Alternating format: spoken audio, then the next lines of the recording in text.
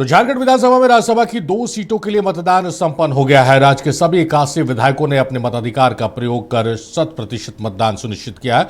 झारखंड विधानसभा के कमरा नंबर 42 में सुबह से शुरू हुए इस चुनावी प्रक्रिया में सभी सदस्यों ने लाइन में लगकर बारी बारी से अपने वोट डाले। सबसे पहले बीजेपी विधायक नवीन जायसवाल ने मतदान किया और अंतिम मतदाता के रूप में जेएमएम विधायक सुदीप कुमार सोनू ने अपना वोट दर्ज कराया। निर्वाचन आयोग की अनुमति मिलते ही अब से थोड़ी देर में मतों की गिनती का काम शुरू कर दिया जाएगा, जिसके बाद परिणाम सामने आएंगे।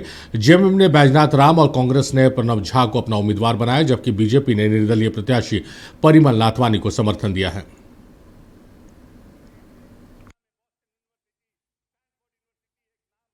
मतदान संपन्न, सभी सदस्यों का मतदान हुआ संपन्न।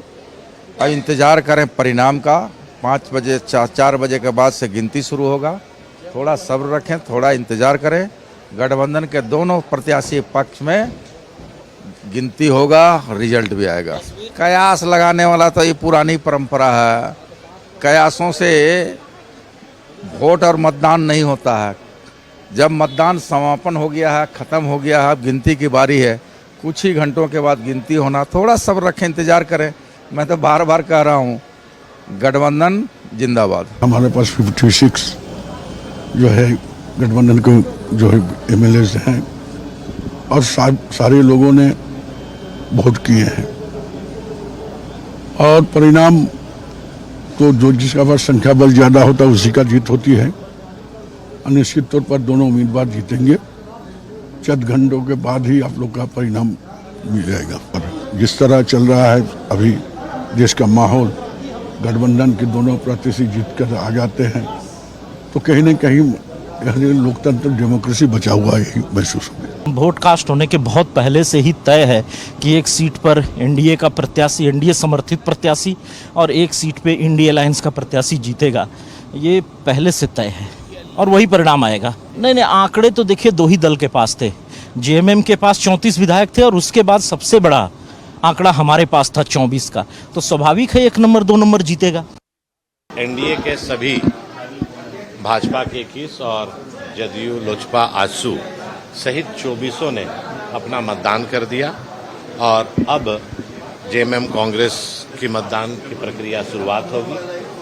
स्वाभाविक है कि वोट देने में एनडीए आगे रहा है और जीत में भी आगे रहेगा। 100%। बाकी आंकड़ा को टच कर लीजिएगा ना।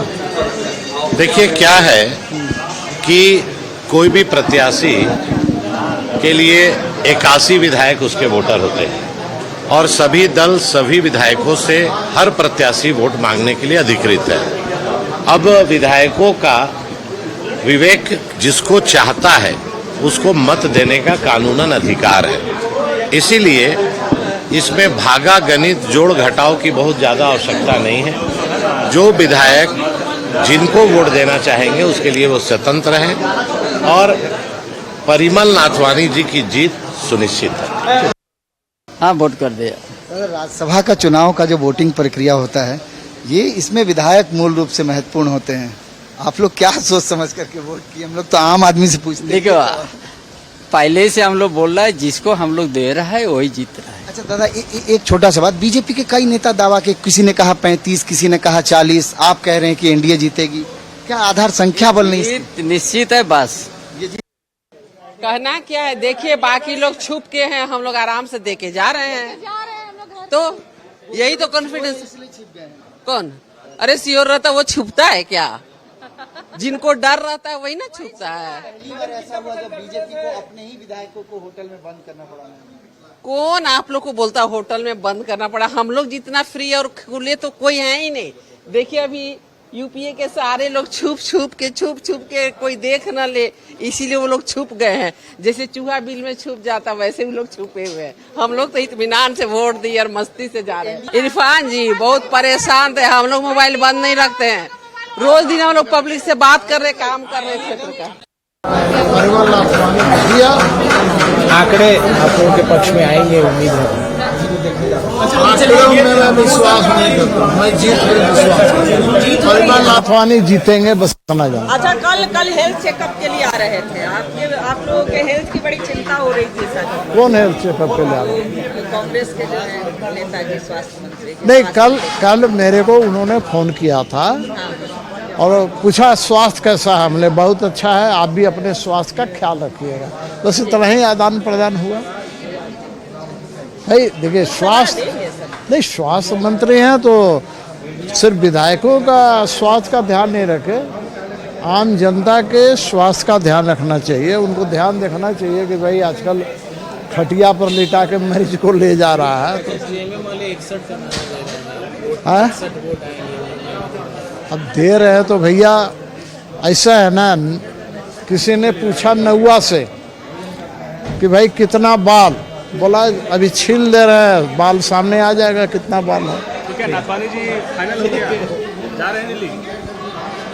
अरे दिल्ली जाएंगे जी। 18 साल से तो नाथवानी जी सांसद हैं, 2 बार यहाँ से सांसद रहे, 1 बार आंध्र प्रदेश से रहे। कांग्रेस वाले बोल रहे सीधे गुजरात जाएंगे, यहाँ से गुजरात का टिकट कटा है उनका। कांग्रेस वाले तो झुपकी मार रहे हैं। झुमकी मार रहे हैं। प्रणव झा तो थे, अंदर ही थे, प्रॉम्प्ट थे। मिले आपसे? आप मिले? नहीं मिले तो मिले तो उस दिन भी मुलाकात हुआ जिस दिन यहाँ झंझट चल रहा था, उस दिन भी मुलाकात प्रणव झा से हुई थी हमारी। कांग्रेस हार मान चुकी है क्या? नहीं, बोल रही है ना, बोल रही है, इसका मतलब हार मान चुकी है। इससे पहले कि रात के 8 बजे उनको सर्टिफिकेट हार का मिले, वो पहले ही हार मान लिए हैं, तो अब इस पर क्या किसके भरोसे? अरे हम सब सनातनी, हम सब हिंदू, सारे देवी देवता के पक्ष में हैं। ये क्या जानेंगे दूसरे लोगों को बोलने वाले लोग? उड़े हुए हैं ना। अभी देखिए, रात भर, पूरी रात इन्होंने नींद की दवा खाई है, इन्होंने दारू पिया है, उसके बाद भी इनको नींद नहीं आया। हमारे साथी, हमारे अभिन्न मित्र मदहोश हैं और के राजू बेहोश है। नाथवानी जीत करके राज्यसभा जा रहे हैं और कांग्रेस हाथ मलने वाली है पूरे झारखंड।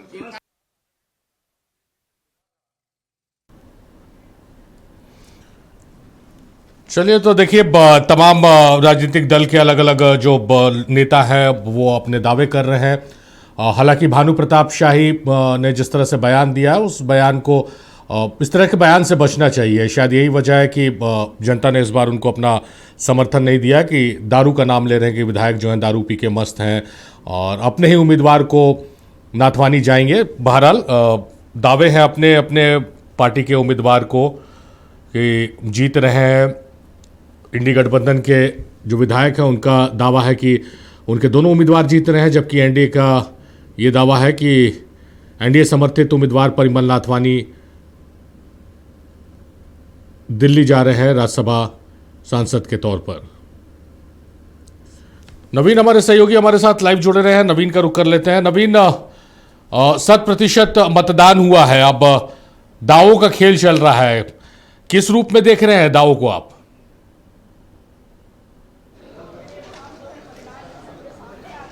देखिए सारिफ, बहुत दिलचस्प मोड़ पर है फिलहाल झारखंड का राज्यसभा चुनाव। एक चीज़ कंफर्म है कि कांग्रेस एक ऐसी पार्टी है जिसमें इस बार किसी भी तरह का कोई क्रॉस वोटिंग नहीं हुआ है। दूसरी पार्टी बीजेपी है जिसमें किसी भी तरह का कोई क्रॉस वोटिंग नहीं हुआ है। अब रहा बात यहाँ से सीपीआईएम और माले, राजद और झारखंड मुक्ति मोर्चा। राजद, झारखंड मुक्ति मोर्चा, जेएलकेएम के जो विधायक है जयराम महतो, ये इस पूरे चुनाव का जो है रुख जो है वो पलट सकते हैं। तो देखिए, अभी तक का जो संभावना में चूँकि कांग्रेस कॉन्फिडेंट है कि हम जीत रहे हैं।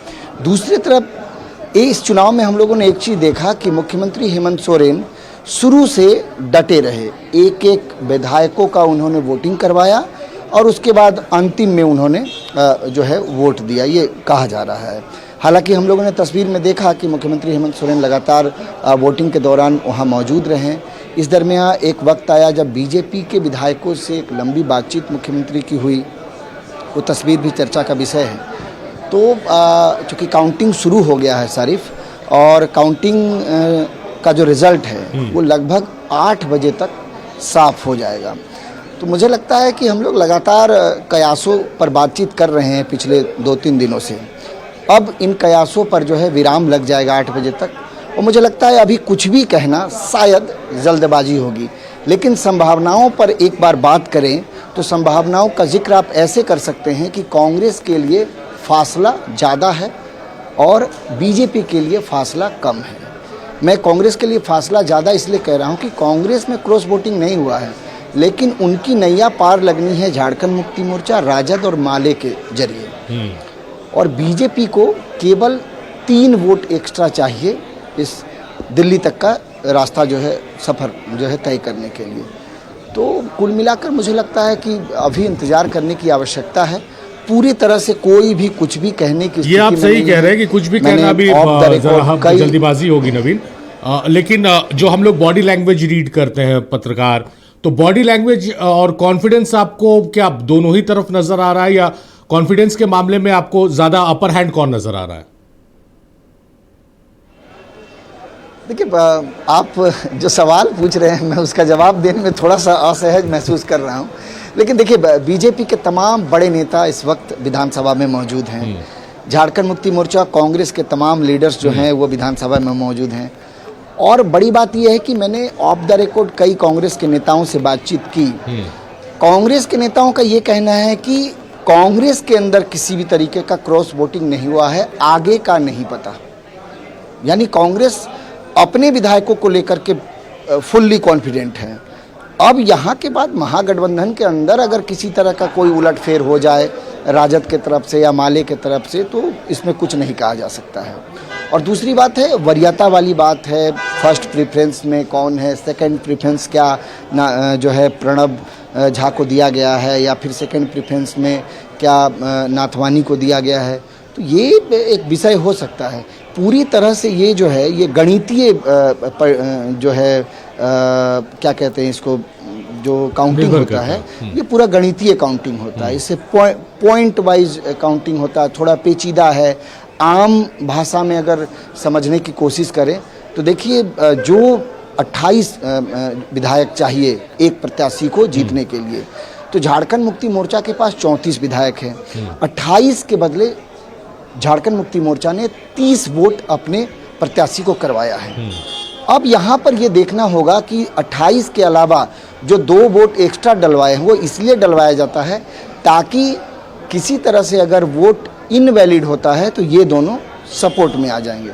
लेकिन अगर 30 का 30 वोट वैलिड हो जाता है तो एक सेकेंड प्रेफरेंस देखा जाता है कि जो 2 अतिरिक्त जो विधायकों ने सेकेंड प्रेफरेंस में जिसको रखा है, तो वो वोट खुद ब खुद सेकेंड प्रेफरेंस वाले जो प्रत्याशी है उसको ट्रांसफ़र हो जाता है। अब रही बात बीजेपी की, तो बीजेपी के पास तो अगर जयराम के वोटिंग करने के बावजूद भी आंकड़ा 25 का क्लियर हो रहा है। 3 विधायक का मसला है। अब 3 विधायक में क्या क्रॉस वोटिंग राजद से हुआ है, माले से हुआ है या नहीं हुआ है, ये देखना बहुत ज़्यादा महत्वपूर्ण होगा।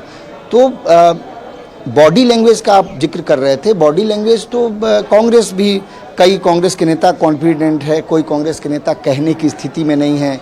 बीजेपी के कुछ नेता 35-40 बता रहे थे, चुनाव के बाद वो 30-31 पर आ गए। तो कुल मिलाकर के ये कह सकते हैं कन्फ्यूजन वाली स्थिति। अच्छा, कन्फ्यूजन वाली स्थिति बनने का एक मूल कारण ये भी है सारिफ कि कांटे की टक्कर है। आंकड़ा जो है वो एकदम सटीक है, 28-28। मतलब महागठबंधन में एक वोट भी इधर उधर शिफ्ट हुआ तो कहीं ना कहीं दूसरा प्रत्याशी जो है महागठबंधन का, उसके लिए समस्या खड़ी होगी। एकदम कांटे की टक्कर। अगर प्लस होता एक भी तब तो कोई संभावना ही नहीं थी, लेकिन एकदम कांटा है। मतलब महागठबंधन 56, 28 गुना 2 यानी 56। तो यही बात है और यही वजह है कि राज्यसभा चुनाव में वोट डलने के बाद भी स्थितियां जो हैं अभी तक स्पष्ट नहीं हो पा रही है। कांग्रेस अपने विधायकों को लेकर के कॉन्फिडेंट है। बाकी मैं बार बार डे वन से एक बात कह रहा हूं कि कांग्रेस की डिपेंडेंसी है, भारतीय जनता पार्टी की डिपेंडेंसी है, लेकिन झारखंड मुक्ति मोर्चा का एकमात्र प्रत्याशी है जो क्लियर मेजोरिटी से निकल रहा है।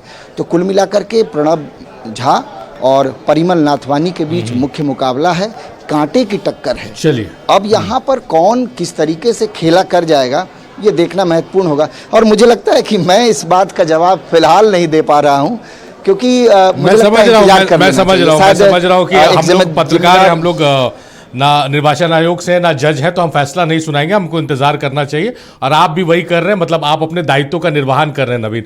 लेकिन आज के दिन मैं सबसे ज्यादा अप्रिशिएट करूंगा आपसे बातचीत हो, तो मैं इस बात को सुनिश्चित करूंगा कि अगला जो भी बुलेटिन हो उसमें लाइव मुझे आप मिल जाए, क्योंकि आपसे बहुत अच्छी जानकारियां छनकर आ रही है। जी हाँ जी, नहीं, एक चीज का और जिक्र करेंगे सारिफ। देखिए, मैंने एक चीज और गेस किया। देखिए, कोई भी दल, भारतीय जनता पार्टी हो या कांग्रेस हो, मैं कांग्रेस की ही बात कर लेता हूं। कांग्रेस तो सत्ता में, सरकार में है, महागठबंधन के 100% साथ होने का बात कर रहे हैं। लेकिन इसके बाद भी कांग्रेस के कई ऐसे नेता जिनसे मैंने ऑफ द रिकॉर्ड बात किया, दे आर नॉट कॉन्फिडेंट। वो कॉन्फिडेंट नहीं है 100%। मैं ये नहीं कर रहा हूं कि कांग्रेस के प्रत्याशी हार रहे हैं, मैं ये नहीं कर रहा हूं कि बीजेपी के प्रत्याशी हार रहे हैं, परिमल नाथवानी हार रहे हैं।